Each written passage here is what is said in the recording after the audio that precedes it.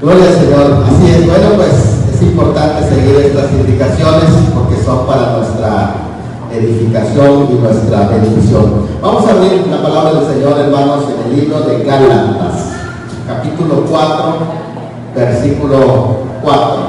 Gálatas 4:4. Vamos a abrir la escritura y vamos a estar compartiendo la temporada que estamos por iniciar.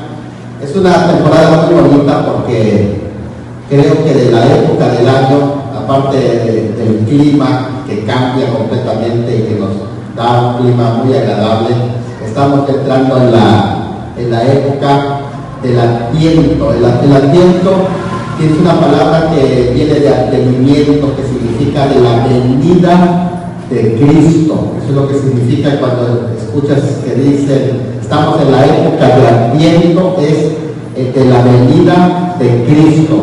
Una venida que no pudo pasar desapercibido.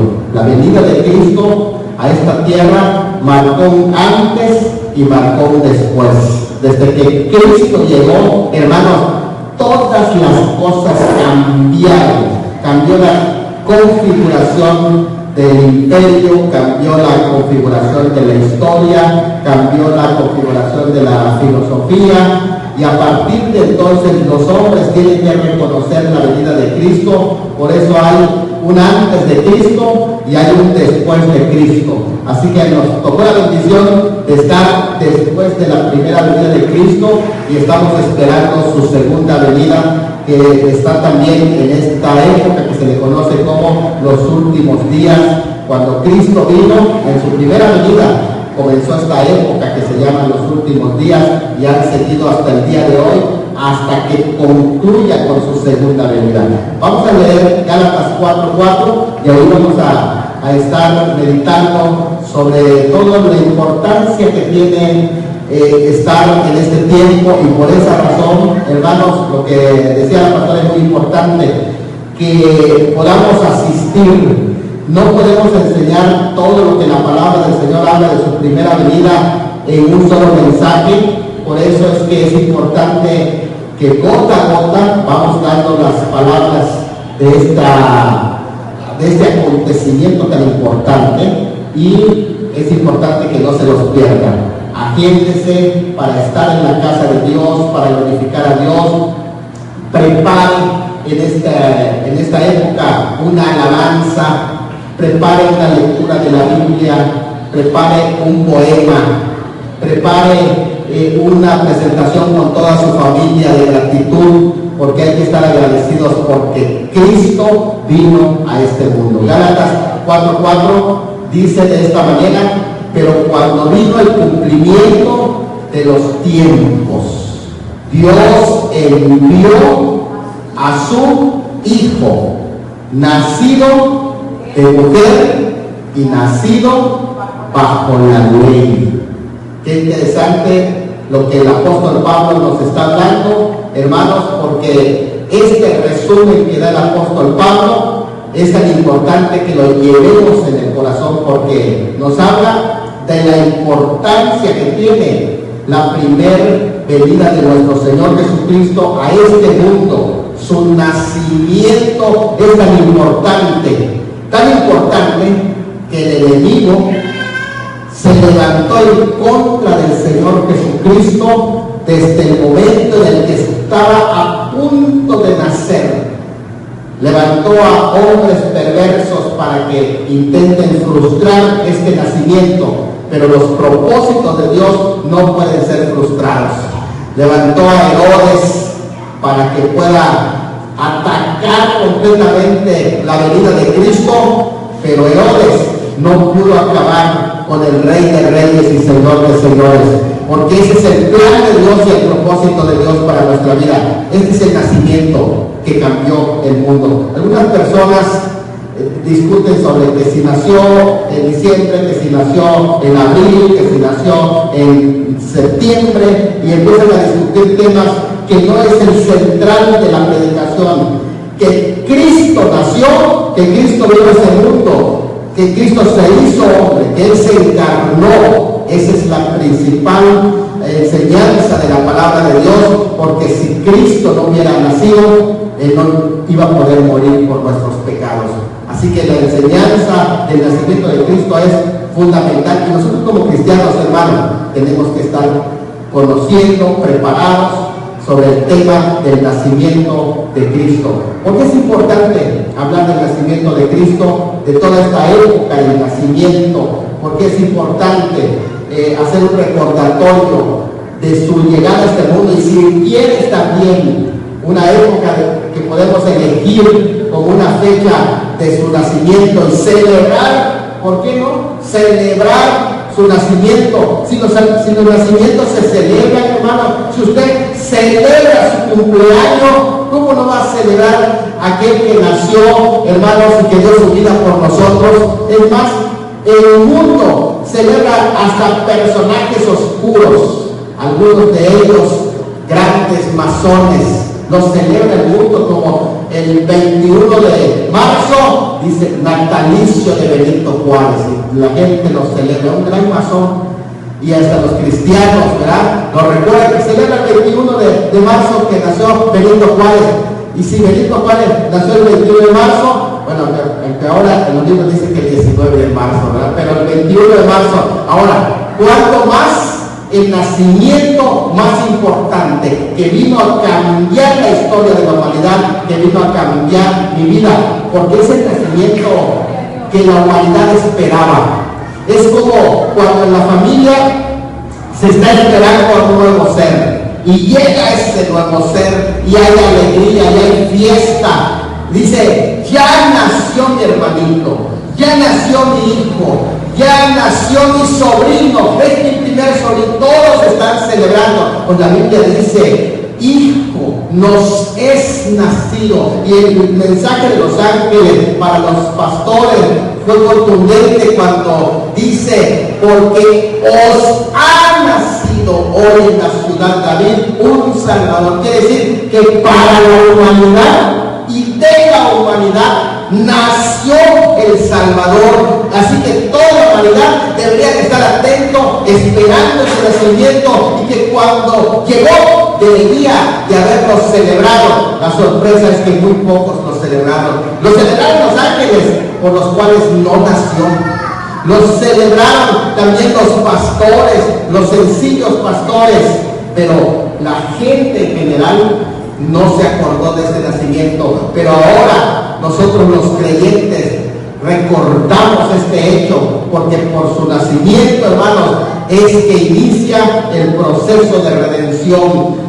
Su sufrimiento comenzó en el pesebre, su rechazo comenzó en el pesebre. Por eso dice, no había lugar para ellos en el mesón, porque todos lo rechazaron. Y la Biblia lo había mencionado que iba a ser piedra de tropiezo, que iba a ser un nacimiento que iba a ser confrontamiento de muchos, para caída de muchos, y que iba a ser una señal contradicha, y que mucha gente está contradiciendo. Pero ¿por qué es importante el nacimiento? Gálatas 4 nos explica, nos dice así, que cuando vino el cumplimiento de los tiempos, el apóstol está hablando de la esclavitud de la ley. La ley romana mantenía a los jóvenes hasta una cierta edad, cuando ellos llegaban a convertirse en jóvenes maduros o jóvenes adultos, cuando se les presentaba ante la sociedad. Antes, mientras eran niños, estaban debajo de un ayo. Ese ayo les enseñaba, ese ayo les educaba, y sus privilegios eran nulos. Era igual como si fueran un esclavo. ¿Cuándo se convertía en libre el joven? Cuando se le hacía una ceremonia, la ceremonia que se les convertía en hijos adoptados o hijos que se presentaban como mayores, y entonces se les daba todos los derechos de la ley. Mientras eran menores no tenían los derechos de la ley. Y entonces durante ese tiempo el apóstol Pablo compara que así era nuestra vida antes de Cristo. Era como si la ley fuera nuestro ayo, quien nos estaba educando, pero no nos daba los derechos de hijo hasta que llegó el cumplimiento de los tiempos. Y la palabra tiempos es importante porque es la palabra que se usa no para hablar de cronos, del tiempo humano, sino kairos, el tiempo de Dios. Dios tenía un tiempo y planeó un tiempo cuando ya íbamos a llegar a tener los derechos de hijo. Y en ese tiempo Dios envió a su hijo. Las profecías que se estaban cumpliendo estaban en los tiempos de Dios. ¿Saben ustedes que en la primera venida de Cristo, por eso es importante estudiar la primera venida de Cristo, se cumplen aproximadamente unas 400 profecías? En el nacimiento de Cristo, la primera venida de Cristo, se cumplen unas 400 profecías. Desde el nombre del Mesías, dónde iban a nacer, cómo iban a nacer, las circunstancias de quién iban a nacer, todo estaba bien anunciado en la palabra de Dios. Incluso los tiempos del nacimiento de Cristo estaban profetizados, estaban anunciados. Las señales que iban a haber alrededor del nacimiento de Cristo. Saben ustedes que la señal de la estrella que guió a los magos estaba anunciado también en la palabra de Dios. En los salmos también se decía, el profeta Balaam, que fue uno de los profetas más antiguos de la época de Moisés, anunció la estrella que iba a surgir y que iba a ser la señal de ese nacimiento. Así que cuántas profecías se cumplieron en el nacimiento de Cristo, porque estaba anunciado, estaba profetizado, porque es importante el nacimiento de Cristo, porque es parte de las profecías importantes que se iban a cumplir. Para nosotros es importante la segunda venida de Cristo, pero su primera venida es la referencia, porque si Él no hubiera venido por primera vez, ¿cómo podríamos estar seguros de que va a regresar por segunda vez? Tenemos un adelanto entonces del cumplimiento de esas profecías. Y esto es en el tiempo de Dios. Dios tenía un tiempo específico. Dio un tiempo para la observancia de la ley. Bien, la ley mantenía bendiciones para que los que lo cumplen, pero también había maldiciones para los que no cumplen. Y la palabra concluye, el Antiguo Testamento, el libro de Malaquías, concluye con la palabra maldición. ¿Por qué? Porque así se cierra la ley. Y de esta manera dejó claro el Señor que todos los que estaban bajo la ley y no la cumplían, estaban bajo maldición. Pero cuando vino el cumplimiento de los tiempos, cuando se cumplió el tiempo perfecto, de modo que el nacimiento de Cristo no es algo improvisado. ¿Por qué nosotros tenemos que celebrar y hacer todo lo posible para estar presentes en este tiempo y todo el tiempo? Pero en este tiempo es importante estar para aprender de esa venida de Cristo, su primera venida. Porque es importante sacar este tiempo, porque se cumplieron tantas cosas, era parte del tiempo de Dios. Esta es la época de Dios, cuando viene la época del cumplimiento de profecías. Cuando viene el cumplimiento del tiempo, Dios envió a su Hijo. Qué interesante, que también es importante, porque Dios nos muestra que tiene un Hijo, y que ese Hijo, que es igual en su misma naturaleza del Padre, así como el Padre tiene la naturaleza divina, que es eterno, omnipotente, omnipresente, omnisciente, todas esas partes de Dios que no lo puede tener un ser humano. Este Hijo tiene esa misma naturaleza de ese Padre, porque hay un Padre eterno y hay un Hijo eterno, y Dios envió a su Hijo. Está hablando de que ese ser que vino en esa Navidad tenía una naturaleza divina, porque es el Hijo de Dios. Pero no solamente eso, sino que dice Dios envió a su Hijo nacido de mujer, y habla del lado humano de ese Hijo, que no solamente tiene naturaleza divina, sino que también tiene naturaleza humana, semejante a usted y a mí. Y cuando habla de que nacido de mujer, es algo muy especial, porque no era necesario que Pablo especifique que ese hijo humano iba a nacer de mujer, porque todos los humanos nacen de mujer.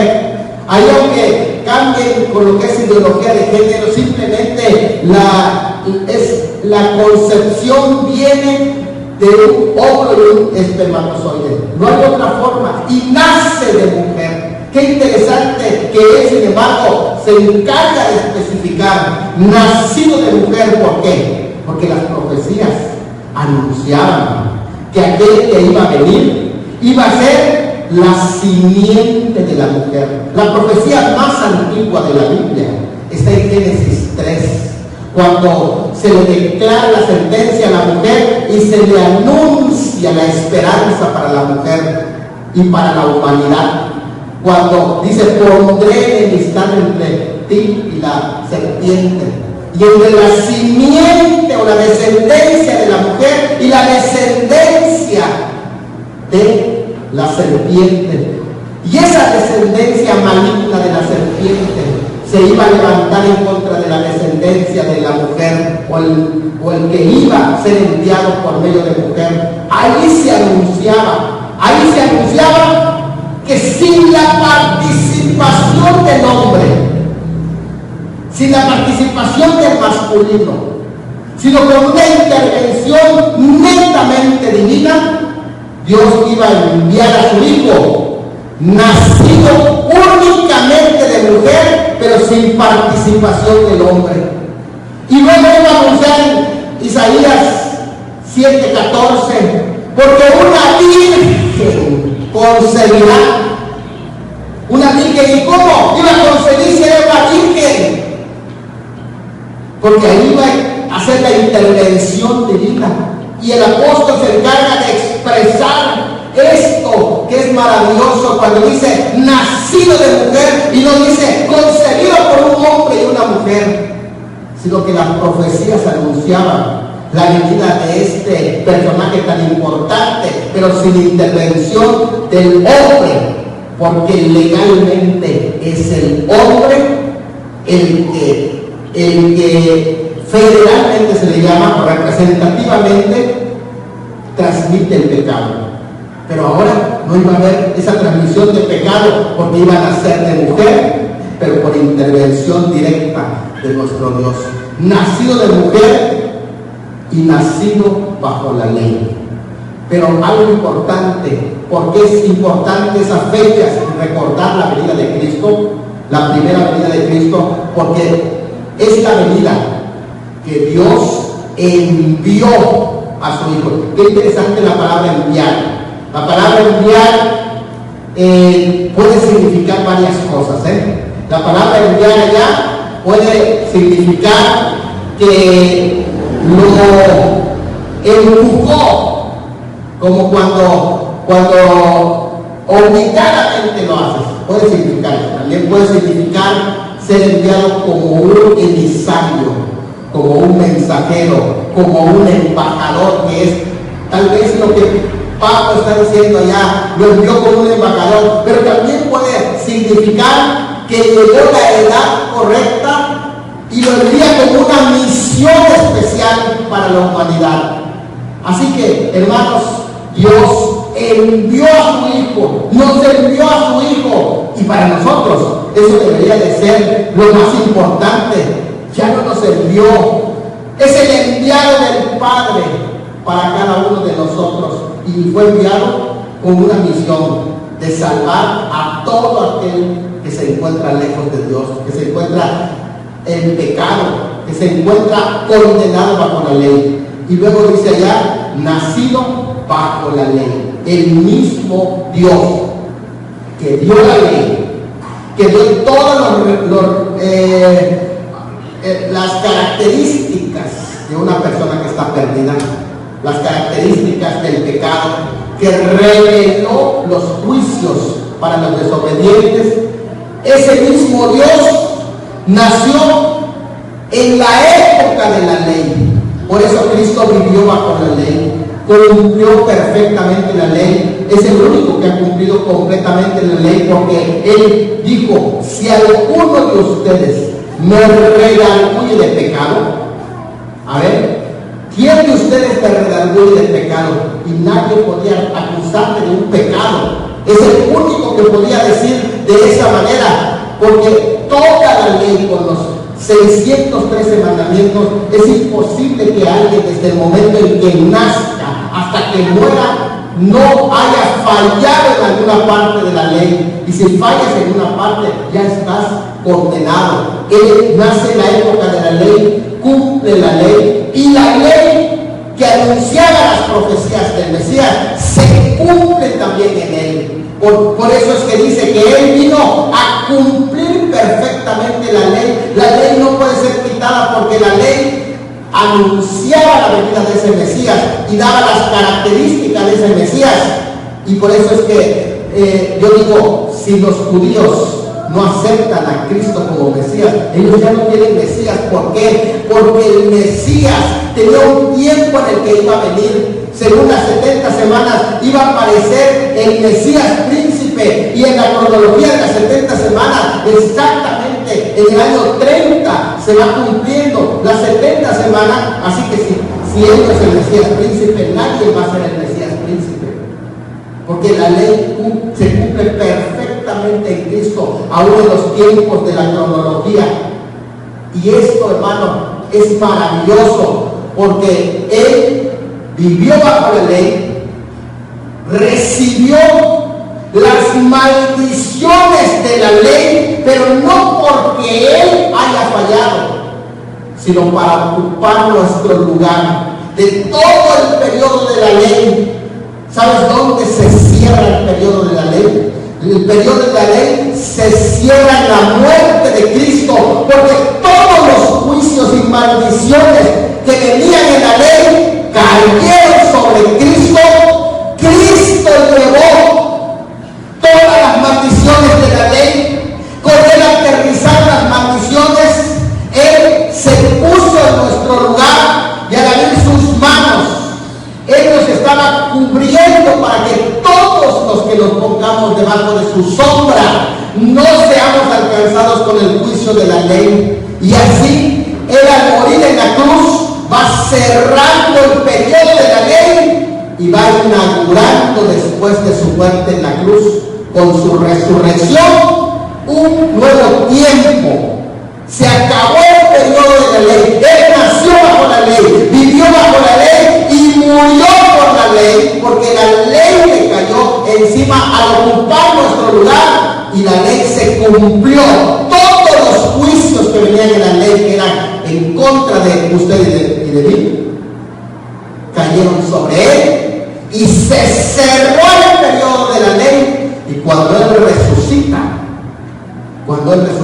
inaugura una nueva vida. Es la época de gracia.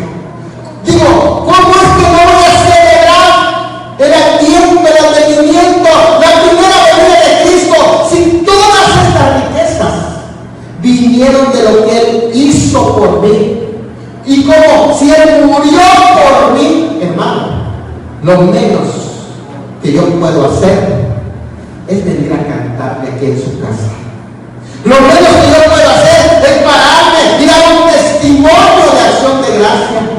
Lo menos que yo puedo hacer es prepararle una danza y hacérselo para Dios. Es lo menos que yo puedo hacer. Lo menos que yo puedo hacer es celebrar su presencia.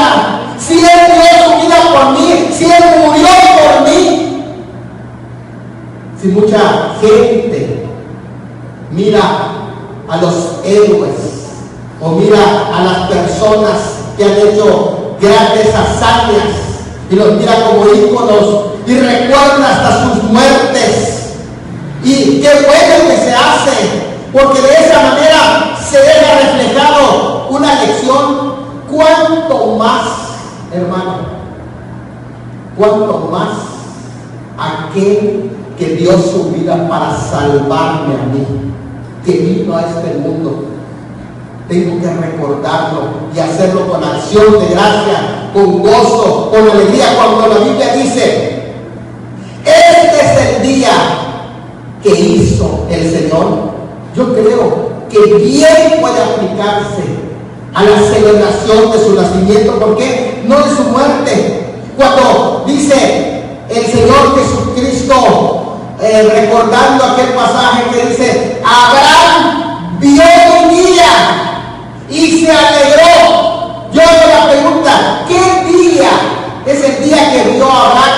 cuando se alegró. O sea, en las profecías decía así, pero específicamente, ¿qué día es el que vio cuando se alegró? Porque no todos se alegran con una muerte. Yo creo que no era la muerte, porque ante una muerte uno guarda luto, guarda respeto. Pero ¿cuándo es que se alegra? ¿Cuándo es que celebra?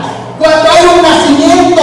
Yo creo que Abraham, el día que vio y se alegró, es el día de la primera venida, cuando fue enviado el Hijo de Dios a este mundo y se alegró, y Abraham celebró ese nacimiento 2000 años antes que nazca. Yo ahora que estoy 2000 años después que nació, ¿a poco no debo de alegrarme siguiendo el ejemplo de Abraham?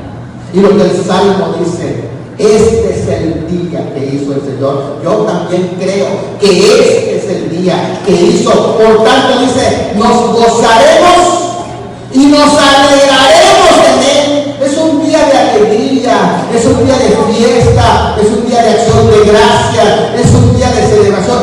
Quiero decirle, estos días, la iglesia debería de estar repleta. Todas las sillas deberían de estar ocupadas. Ni una sola silla debería estar vacía. Todos celebrando el nacimiento, la primera venida de aquel que nos salvó, de aquel que nos amó, que se hizo hombre, que vino a esta tierra.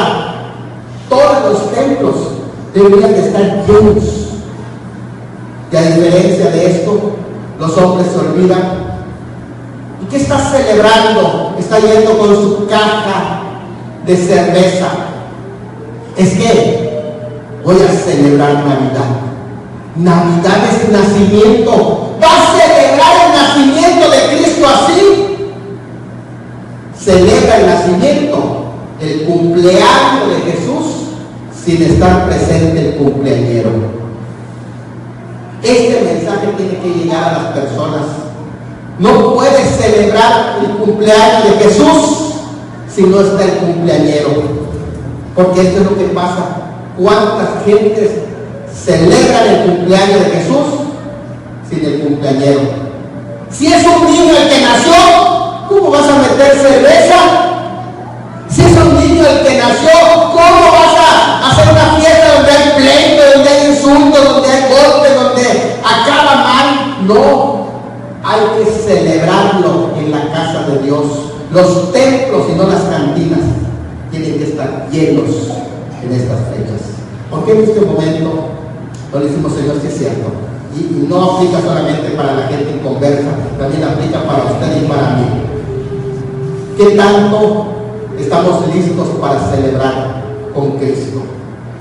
¿Qué tanto, hermanos, hemos decidido que en estos tiempos no voy a faltar a la casa de Dios? No voy a faltar. Todos los días es posible. Voy a venir a la casa de Dios. Que sea un tiempo emocionante. El día de ayer yo tuve una entrevista en una publicación que se hizo y recordaba mi infancia. Cómo mi infancia era tan hermosa en la casa de Dios. Yo las hacía en los dramas, salía en los dramas, hermano, desde niño. Mi primer drama que salí fue el de un pordiosero, de un niño, la Navidad de un niño de la calle. Ese fue mi primer drama, así como pordiosero salí. Fue mi primer drama. De ahí siempre salían los dramas y todo el tiempo para mí la Navidad era el mensaje de Cristo.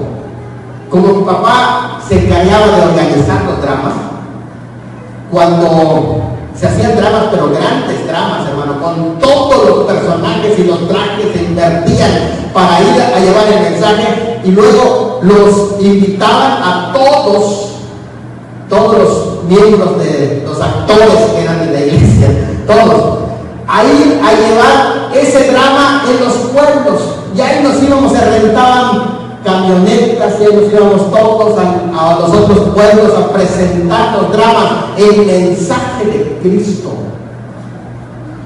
¿Por qué? Porque Cristo debe ser el centro de esta Navidad, no otras cosas, no Santa Claus, No el pino, yo estoy en contra de los adornos y todo eso, no. Yo estoy diciendo que el centro debe ser Cristo y debe ser nuestra pasión predicar a Cristo en esta Navidad. ¿Cuántos de los que están aquí quisieran decir si es cierto? Yo me voy a apasionar por Cristo y esta Navidad no me voy a perder ningún culto. Son poquitos cultos que faltan ya. Comenzamos el mes de diciembre ya mañana. Inicia el mes de diciembre y solo tenemos pocos días. ¿Saben cuántos días tenemos para venir a la casa de Dios desde diciembre para acabar el año? Tendríamos como 16 cultos. De esos 16 cultos, 16 o menos, tal vez 12 cultos durante miércoles, sábado, domingo, menos. Tenemos 12 cultos. Menos. Fíjate, ya le quitamos más. Solo 12 cultos hay. Si cuentas miércoles, este miércoles vamos a tener el encendido de luces. Levante su mano, ¿qué va a faltar? ¿Va a faltar? No, hay que venir. Si es el encendido, va a haber un mensaje bonito para nuestra alma. 12 cultos, fíjate, 12 cultos nada más tenemos. Vienen todos los domingos, Si vienen todos los miércoles y todos los sábados. solo a 12 cultos, si vienes miércoles, sábado y domingo, solo a 12 vas a venir. Así que no te pierdas esos 12, porque es el tiempo de Adviento. Merece Cristo nuestra adoración. Hermanos, yo digo esto: si los ángeles que no necesitan redención se juntaron y dijeron gloria a Dios en las alturas y a los hombres paz y buena voluntad para con los hombres, hermano, ellos no necesitan la redención, cuanto más yo, que sí lo necesito, debo de estar agradecido. Póngase de pie en esta hora y vamos a darle gracias a Dios, hermano. Vamos a darle gracias a Dios y decirle: Señor, gracias por enviar a tu Hijo, nacido de mujer, nacido bajo la ley, para que todos los que estábamos bajo la ley seamos libres de la maldición de la ley. Gracias te damos, Padre, por enviar a tu Hijo. Esta es la historia más hermosa jamás contada. Las 1001 noches no se comparan con esta historia. Todas las historias más destacadas no se comparan. La historia del Quijote no se compara. La historia, Señor, de cualquiera de los novelistas más destacados no se comparan. Esta época de Adviento podamos escuchar esta historia, la historia jamás contada, que fue enviado el Hijo de Dios a este mundo. Es la más bella historia de la salvación. Gracias, Padre. Gracias por tu Espíritu Santo en nuestras vidas. Esta mañana te agradecemos por tu palabra. Te agradecemos, Señor, porque nos hace reflexionar sobre lo maravilloso que eres.